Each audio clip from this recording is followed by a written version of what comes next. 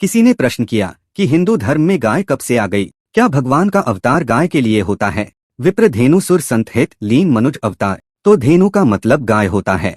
तो आइए मित्रों, इसे थोड़ा विस्तार से जानते हैं कि आखिर इस विषय में कितनी सच्चाई है। तो जय सीताराम मित्रों, स्वागत है कथामृत यूट्यूब चैनल पर। मित्रों, हिंदू धर्म में गाय के महत्व पर प्रायः आंदोलन हुआ करता है। आज सर्वत्र मांग उठ रही है कि भारत में गौ वध बंद किया जाए। लाखों भावुक इसके लिए प्राणों की आहुति दे चुके हैं।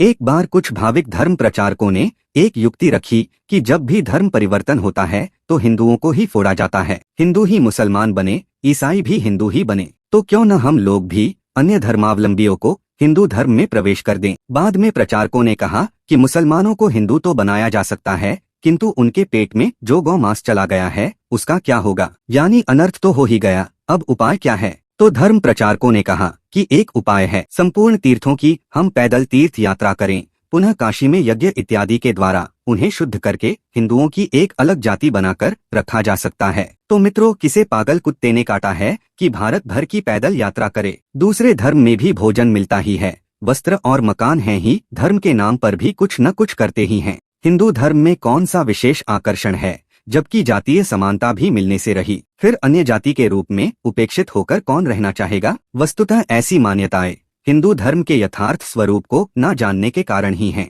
मनीषियों की व्यवस्थाओं से, मर्यादा पुरुषोत्तम राम योगेश्वर श्री कृष्ण के निर्देशों से एवं आचरण से ही यह जान सकना संभव है कि शास्त्रों का यथार्थ सनातन स्वरूप क्या है। मानस में उल्लेख है कि हनुमान जी जब सीतान्वेषण हेतु लंका गए तो सर्वप्रथम एक ऊंचे शिखर पर चढ़कर शत्रु की गतिविधियों को परखा। उन्होंने देखा कि विशालकाय निशाचर नगर के चारों ओर पहरा दे रहे हैं, कहीं मल्ल युद्ध कला का अभ्यास कर रहे हैं, तो कहीं भैंस, मनुष्य, गाय, गधा और बकरों को अधम निशाचर खा रहे थे। वे गाय खाते थे, उनके पेट में गो मांस भी था। गाय से भी अधिक महत्व रखने वाले विप्रों का मांस भी उनका आहार था। लेकिन फिर भी रावण से संत्रस्त होकर जितने भी निशाचर राम की शरण में आए, उनको श्री राम ने स्थान दिया। विभीषण, उनके मंत्री, रावण का विश्वस्त गुप्तचर, सबको श्री राम ने अपने यहाँ स्थान दिया। ऐसा स्थान नहीं कि तुम आज से हिंदू तो हो गए किंतु शूद्र रहोगे, बल्कि उन्हें गले लगाया। राम के हृदय में जो स्थान भरत का था, उतना ही बड़ा स्थान उन निशाचरों का भी था। यद्यपि वे गो मांस भक्षी थे,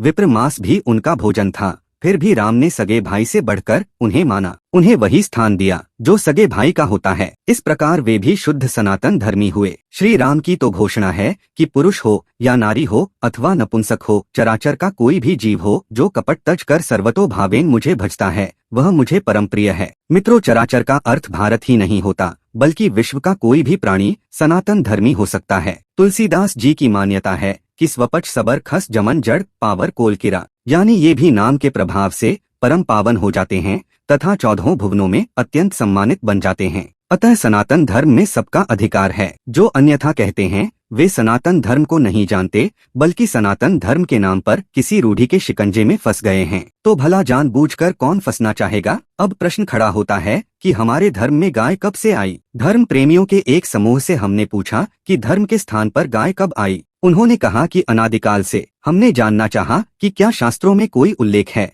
तो उन्होंने बताया कि श्री कृष्ण गाय चराते थे। हमने कहा कि यादव परिवार में उनका पालन पोषण हुआ, तो गाय ना चराते तो हाथी घोड़ा कहाँ से पाते? जिस परिवार में जन्म होता है, बचपन में वैसी ही व्यवस्था भी मिलती है। रैदास को चमड़ा मिला था, मीरा को सिंहासन मिला था और श्री राम को धनुष बाण मिला था, तो क्या धनुष धर्म है? लेकिन फिर बड़े होने पर श्री कृष्ण ने गाय तो नहीं चराई। हमने प्रश्न रखा कि क्या और भी कोई प्रमाण है? इसके पश्चात उनके पास कहने को कुछ नहीं था। हाँ, हठ धर्मिता अवश्य थी। संदेह की दृष्टि से देखने लगे कि गाय के विरुद्ध ये क्यों बोल रहे हैं। तो मित्रों, क्या गाय ही वस्तुतः धर्म है? उपनिषद के ऋषियों का कहना है कि सृष्टि में धर्म है तो मानव है। उनका निर्णय है गुह्यम ब्रह्म तदिदम ब्रवीम नाहि मानुषात् श्रेष्ठ तरम ही किंचित, यानी बड़े रहस्य की बात कहता हूँ कि मनुष्य से श्रेष्ठ कुछ भी नहीं है। अगर मन सहित इंद्रियों की दरार को पाट ली जाए, इंद्रियों की त्रुटियों का निवारण कर लिया जाए, तो मनुष्य के रूप में परमात्मा देखा गया। योगेश्वर श्री कृष्ण का भी यही उपदेश है कि आत्मा ही शत्रु तथा आत्मा ही मित्र है।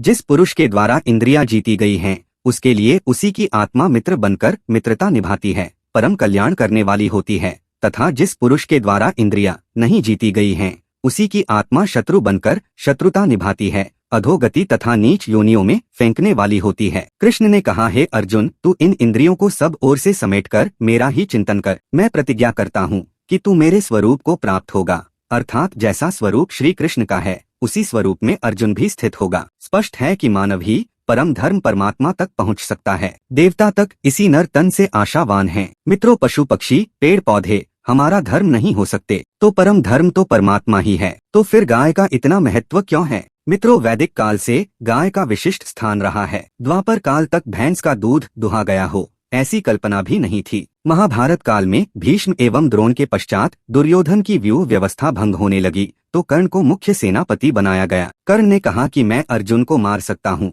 किंतु सारथी श्री कृष्ण जैसा होना चाहिए। विचार विमर्श हुआ तो पता चला कि वैसा रथ संचालन तो शल्य ही कर सकते हैं। शल्य का आह्वान हुआ तो दुर्योधन ने प्रस्ताव रखा कि राजन, हमारे हित के लिए आप कर्ण का सारथित्व संभालें। शल्य बहुत बिगड़ा, बोला, मुझे कायर समझते हो और कर्ण को बहादुर समझते हो? हमारा हिस्सा निर्धारित कर दो, शाम तक सबको काट कर स्वदेश लौट जाऊंगा। मित्रों, वह मद्र देश का यानी मद्रास का राजा था। बोला, मैं मूर्धाभिषिक्त राजा हूँ, यह कर्ण तुम्हारे टुकड़े पर पलने वाला है, मैं इसका सारथी नहीं बन सकता। ऐसा कहकर शल्य उठकर खड़ा हुआ और जाने लगा। दुर्योधन ने क्षमा मांगी और बोला कि राजन, मेरा यह प्रयोजन नहीं था। बात यह थी कि आप जैसा सारथी कोई नहीं है। एक आप हैं और दूसरे श्री कृष्ण, और योद्धा तो आप जैसा कोई है ही नहीं। आप श्री कृष्ण से भी अधिक शक्तिशाली हैं। शल्य लौट पड़ा, बोला कि इतने राजाओं के बीच में तुमने मुझे श्री कृष्ण से भी शक्तिशाली कहा है, अतः मैं तुम्हारे हित के लिए कर्ण का सारथित्व भी करूंगा, किंतु मैं जो भी कड़वी बात कहूँ कर्ण उसे सहन करे, क्योंकि मैं नरेश हूँ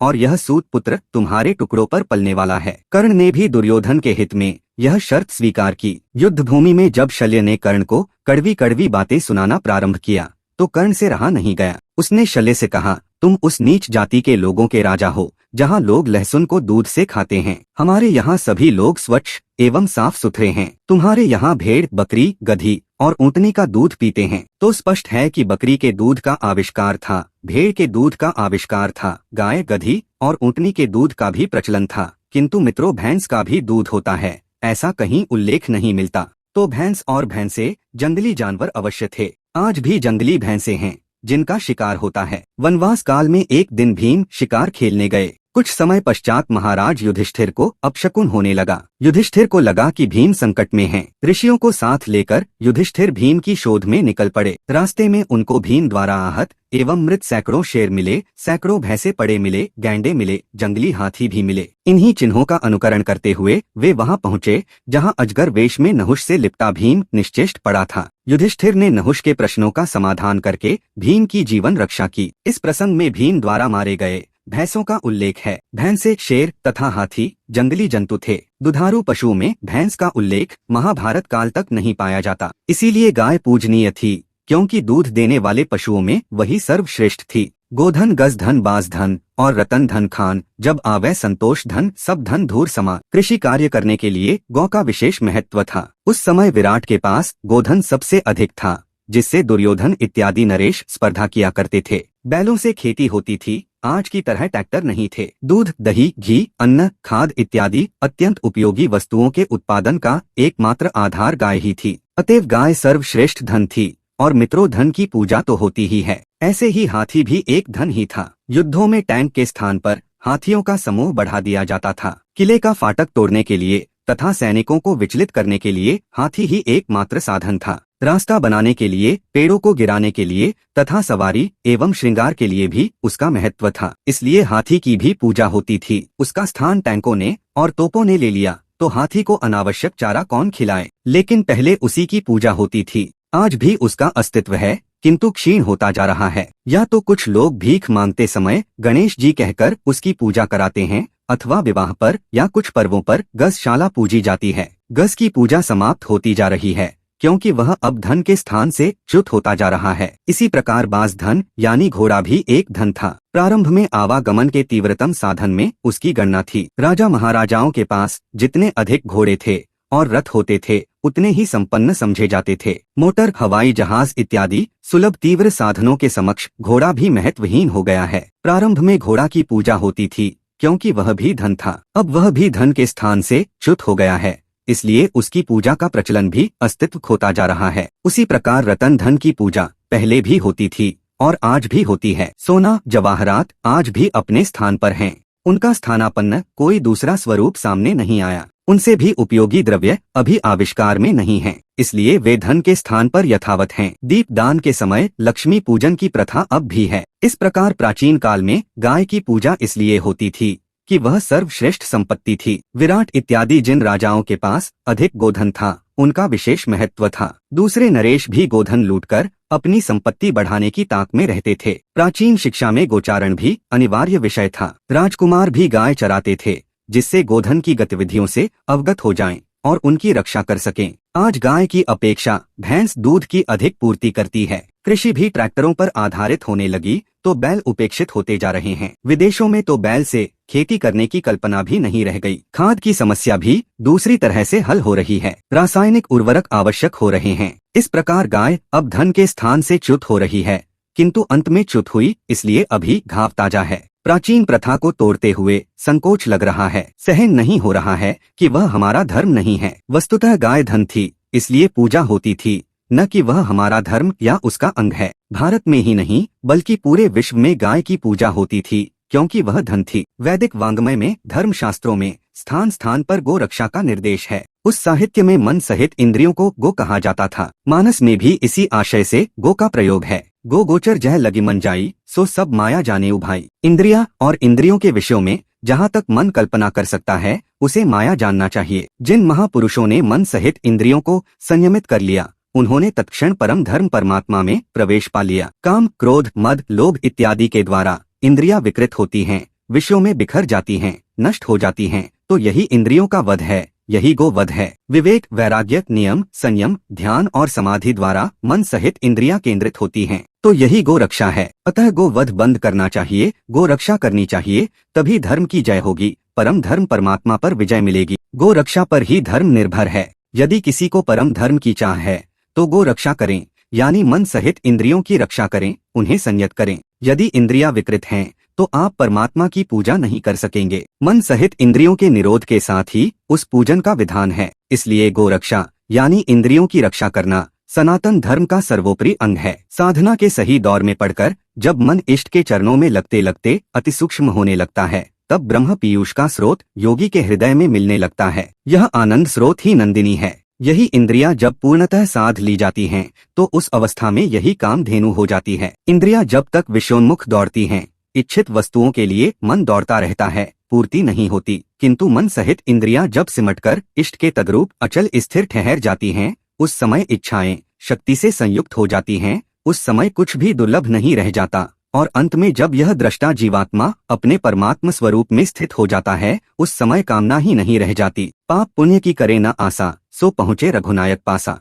उससे श्रेष्ठ आगे कुछ सत्ता ही नहीं है, तो कामना किसकी करे। ऐसा पुरुष पूर्ण काम होता है। इस प्रकार योग शास्त्रों में गो का तात्पर्य इंद्रिय ही होता है। मन सहित इंद्रिय समूह को विकृत ना करें, इनका संयम करें, गो रक्षा करें। जब हम वासनाओं से इंद्रियों की रक्षा करने में सक्षम होंगे, तब परम धर्म परमात्मा विदित हो जाएगा। इसलिए यदि धर्म की आवश्यकता है तो गो रक्षा करें, किंतु ऐसा नहीं कि किसी पशु का पीछा करें। यदि पूर्वजों ने किसी पशु का पीछा किया हो तो आप करें, किंतु धर्म ग्रंथों में ऐसा कोई उल्लेख नहीं मिलता। पशु के रूप में गाय, बैल, हाथी तथा घोड़ों की पूजा करना धर्म नहीं है। गाय का महत्व सामाजिक एवं आर्थिक उपादेयता के कारण था, और धन तो आज भी पूजा जाता है। आर्थिक महत्व की दृष्टि से गायों का संवर्धन विदेशों में भी रहा है। मोहम्मद साहब ने कुरान शरीफ में लिखा है कि गाय पालतू पशु है, यह मारने की चीज नहीं है, इसकी रक्षा करो। कुरान का दूसरा सूरा अलबकर है। गाय को अरबी में बकर भी कहते हैं। वहाँ भी इंद्रियों के दमन का निर्देश है, जिसे अल्पज्ञ गोकुशी मान लेते हैं। यहाँ भी इंद्रियों द्वारा